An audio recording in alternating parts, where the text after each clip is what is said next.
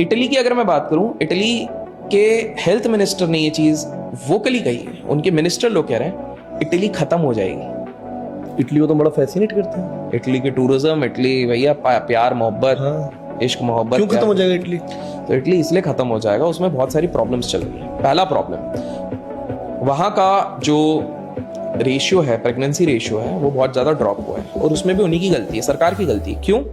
आपको पता है इटली में कोई भी व्यक्ति जाता है, मतलब जो लोगों को लगता है ना भारत कितना बेकार है, इटली कितना अच्छा होगा, भैया समझ लो इटली में सबसे पहले कोई भी विमेन जाती है एम्प्लॉयमेंट के लिए तो उससे एक ब्लैंक रेजिग्नेशन साइन कराया जाता है। उस ब्लैंक रेजिग्नेशन का अर्थ ये होता है कि तुम जिस दिन प्रेग्नेंट हो गए तुमको कभी भी टर्मिनेट किया जा सकता है, और ऐसी टर्मिनेशन वहां पर इमीडिएटली हो जाती है, क्योंकि उनको लगता है प्रेग्नेंट वुमेन काफी महीनों तक काम नहीं करेंगी, इनको लीव्स देनी पड़ेंगी, ये रिजाइन करेंगी, का घर बात देखना है, इनकी एफिशिएंसी नहीं रहेगी।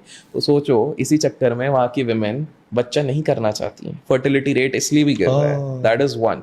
सेकेंड, वहां पर अगर आप देखोगे इटली का अनएम्प्लॉयमेंट रेशियो इतना ज्यादा हो चुका है, उनके पास सबसे ज्यादा 34 ईयर ओल्ड अनएम्प्लॉयड लोग हैं जो 65 ईयर ओल्ड लोगों पे डिपेंडेंट हो रहे हैं। अच्छा, ये वाली दूसरी चीज हो गई है। भारत का अनएम्प्लॉयमेंट नहीं, उधर का सोचो 34 ईयर ओल्ड डिपेंडेंट हो रहे हैं। इससे अच्छी पॉलिसी तो इंडिया में ही है Exactly. के लिए। दूसरी चीज वो हो गई है।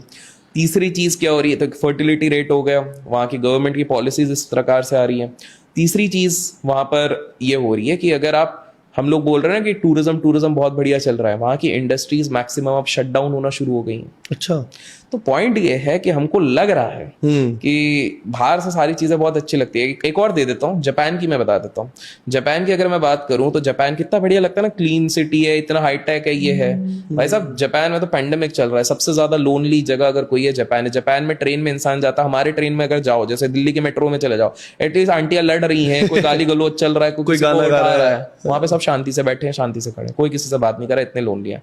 वहां पर एक कंसेप्ट है, मैं नाम भूल जा रहा हूँ, लोगों को जापान में लोनली रहना इतना पसंद है कि काफी सारे लोग 18-18, 19-19 दिन अपने घर से बाहर ही नहीं निकलते, वो घर पे ही होम डिलीवरी। उनका वैकेशन ये है, उनका वैकेशन ये घर पे बैठे रहते कि मैं घर वहां की गवर्नमेंट वहां को प्रमोट कर रही है कि भैया शादी करो, बाबू सोना करो, बच्चे पैदा करो। वो लोग करने को तैयार नहीं है। जापान में आजकल ये कंसेप्ट बढ़िया चल रहा है, रेंट में, मतलब आपका अगर कोई दोस्त हो तो बिल्कुल उसके साथ ये बात बिल्कुल शेयर करना कि भैया आपका अगर कोई दोस्त है जो अकेला फील हो रहा तो जापान भेज दो। जापान में रेंट में आपको गर्लफ्रेंड भी मिलती है, पापा भी मिलते हैं, रेंट में मम्मी भी मिलती है, रेंट में वाइफ भी मिलती है, सब कुछ रेंट में मिलता है। 1 घंटे का रेंट 6,000 रुपए, आपको गर्लफ्रेंड मिलेगी, आपके साथ बाबू सोना करेगी, आपके साथ बैठेगी उठेगी, ये वो। तो लोगों को लगता था रशियन सबसे महंगा है, रशियन फ्रूट्स की बात कर रहा हूं मैं।